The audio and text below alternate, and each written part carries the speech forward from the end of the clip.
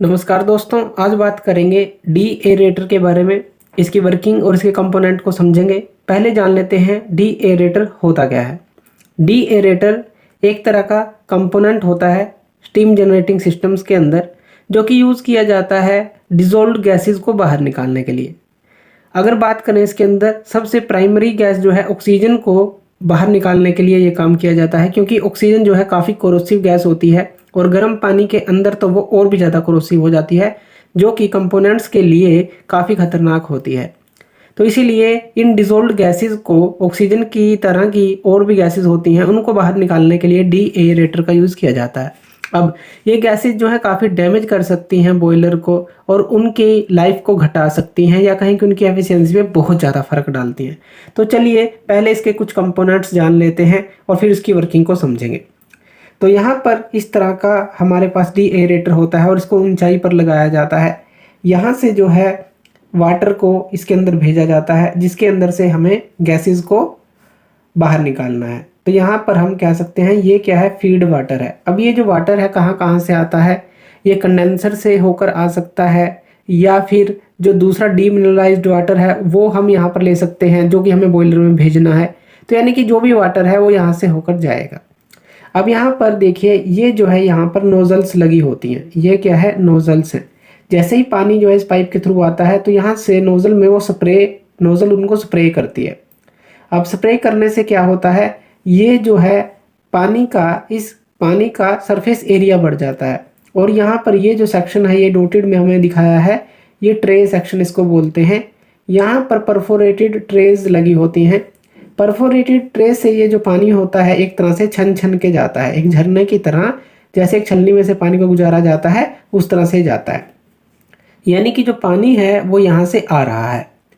यहाँ से देखिए ये जो है हम यहाँ पर स्टीम इसको देते हैं। ये जो स्टीम होती है लो प्रेशर पे होती है, ये भी ध्यान रखना है। लो प्रेशर स्टीम इसको देते हैं। लो प्रेशर स्टीम जब यहाँ से जाती है और इस पानी के कांटेक्ट में आती है, जो छोटी छोटी ड्रॉपलेट्स हैं, तो उससे ये गैसेस को बाहर निकाल देती है। अब इसको भी समझेंगे कि ये गैसेस को कैसे बाहर निकालती है, ये स्टीम लेने का यहाँ पर मकसद क्या है हमारा। तो यहाँ से जो ये इसके अंदर से गैसेस होंगी, डिजोल्व गैसेस, वो इस वेंट के थ्रू बाहर चली जाती हैं। ये क्या है, हम बोल देते हैं इसको ये एयर वेंट है।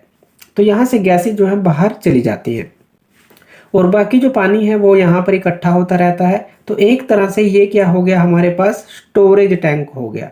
ये स्टोरेज टैंक हो गया और ये जो पूरा प्रोसेस हो गया जो इस सिलेंडर के अंदर होगा, जो ऊपर लगा है इस टैंक के ऊपर, कह लें इस तरह का सिलेंडर शेप का एक और जो चीज़ लगी होगी और इसके अंदर ये सारा प्रोसेस होगा। अगर हम इसके प्रिंसिपल को समझें तो ये बेस होता है हेनरी लॉ के ऊपर।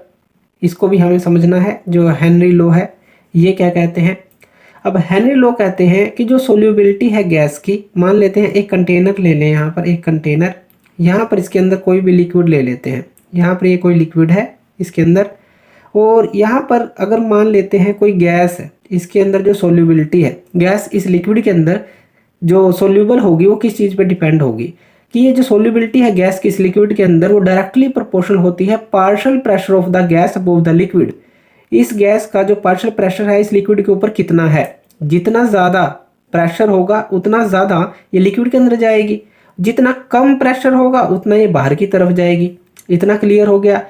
दूसरा, अगर हम क्या करें, इसके टेम्परेचर को बढ़ा दें, जो लिक्विड है इसके टेम्परेचर को इंक्रीज कर दें, तो उससे क्या होगा, जो पार्शियल प्रेशर है गैसेस का वो रिड्यूस हो जाएगा, यानी कि कम हो जाएगा। और डी एरेटर जो है इसी तरह से काम करता है। ये जो हमने स्टीम यहाँ पर सप्लाई की है, तो यहाँ पर हमने क्या किया है, उसको गर्म किया है, लिक्विड का टेम्परेचर बढ़ाया है, उसको वेपोराइज किया है। वेपोराइज करके जो पार्शियल प्रेशर है एक तरह से स्टीम के कण भी उसके अंदर जाएंगे। और जैसे Dalton law of partial pressure भी हमने पढ़ा था कि जो टोटल प्रेशर होगा सभी के कारण, गैसेस के कारण, वो तो कांस्टेंट रहेगा। अब इसके अंदर स्टीम भी आ जाती है तो वो जो है इस गैस के पार्शियल प्रेशर को कम कर देती है, और उसको जैसे ही वो कम होता है तो वो जो है बाहर आती हैं गैसेस, जो डिजोल्व्ड गैसेस थी वाटर में, और ये स्टीम इसको अपने साथ बहाकर बाहर ले जाती है। इस तरह से ये काम करता है। अब यहाँ पर देखिए जो फीड वाटर है उसकी एंट्री हुई, और फिर जो है फीड वाटर को हम स्टीम के थ्रू हीट भी करते हैं। यहाँ से भी देखिए, यहाँ से भी स्टीम ये जाती है, यहाँ से भी इसको एक्सट्रैक्शन दिया गया है स्टोरेज टैंक में, ताकि हम इसको प्री हीट कर सकें। यानी कि हम क्या कर सकते हैं, ये जो स्टीम आ रही है इसका दो जगह यूज़ कर सकते हैं, यहाँ भी कर सकते हैं और एक्स्ट्रा यूज़ जो है यहाँ भी कर सकते हैं। तो ये क्या है, ये स्टीम क्या करेगी, ये वाटर के टेम्परेचर को बढ़ाएगी, बॉइलिंग पॉइंट की तरफ उसको लेके जाएगी, ये होता है। और जो गैस रिमूवल होता है यहाँ से एयर वेंट के थ्रू ये हो जाता है। अब ये सोल्युबिलिटी ऑफ गैस जो है वो डिक्रीज हो जाती है जैसे जैसे यहाँ पर टेम्परेचर बढ़ता है। ये भी हमें पता है कि टेम्परेचर राइज करेगा, सोल्युबिलिटी ऑफ गैस डिक्रीज करेगी। अब ये जो गैसेज हैं, जैसे कि जो ऑक्सीजन है, कार्बन डाइऑक्साइड है, वो जो है बाहर निकल जाती है। और जो डीएरेटेड वाटर है यहाँ पर स्टोर हो जाता है स्टोरेज टैंक के अंदर, और इसको जो है फिर इस पंप के थ्रू हम बाहर ले लेते हैं और इसको जो है बॉयलर के पास भेज देते हैं। तो इस तरह से ये काम करता है। अब बेनिफिट क्या है इस डीएरेशन के, एक तो ये कोरोजन से बचाता है, क्योंकि हमें पता है जो ऑक्सीजन है वो काफ़ी कोरोसिव गैस होती है, जो ऑक्सीजन हो गई, कार्बन डाइऑक्साइड हो गई, तो ये कोरोजन से बचाएगा। रिस्क ऑफ कोरोजन जो है बॉयलर में कम होगा। तो क्या करेगा ये, एक तो हमें बचाएगा कोरोजन से, तो ये एक बात हो गई कि ये कोरोजन से बचाएगा। दूसरा ये क्या करेगा, जो बेनिफिट है इसका, ये बॉयलर की एफिशिएंसी को इंक्रीज करेगा। तो एफिशिएंसी जो है वो इंक्रीज होगी, क्योंकि जो कोरोजन है वो स्केल फॉर्मेशन करता है, जिससे हीट ट्रांसफर एफिशिएंसी कम होती है। तो डीएरेशन जो है बॉयलर को क्लीन रखने में हेल्प करता है, जिससे उसकी एफिशिएंसी इंक्रीज होगी। और तीसरा जो है मेन जो है हम बात कर रहे हैं कि इससे जो वाटर क्वालिटी है वो बढ़ती है। वाटर क्वालिटी इससे इंक्रीज होगी, क्योंकि डीएरेटेड वाटर है उसकी क्वालिटी अच्छी होगी और बेटर स्टीम बनेगी, उससे मेंटेनेंस इशू कम आएंगे। तो ये सारी चीज़ें।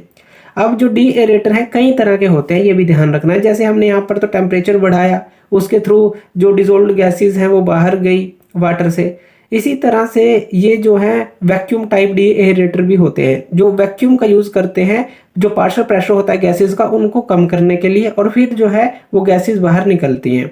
यानी कि डीएरेटर कई तरह के होते हैं। ये हमने सिंपल एक डीएरेटर की बात की है कि टेम्परेचर बढ़ाया। इसी तरह से अगर हम प्रेशर को कम कर देते, जैसे वैक्यूम बना देते, तो वहाँ पर भी जो है डिजोल्व्ड गैसेज बाहर चली जाती, क्योंकि हाई प्रेशर से लो प्रेशर की तरफ जाएंगी वो, तो इस तरह से उनको बाहर निकाल दिया जाता। तो ये डीएरेटर का फंक्शन होता है। तो थैंक यू वीडियो देखने के लिए, और इसी तरह की वीडियोज़ के लिए आप हमारे चैनल लर्न एंड ग्रो पे हमें सब्सक्राइब कर सकते हैं। धन्यवाद।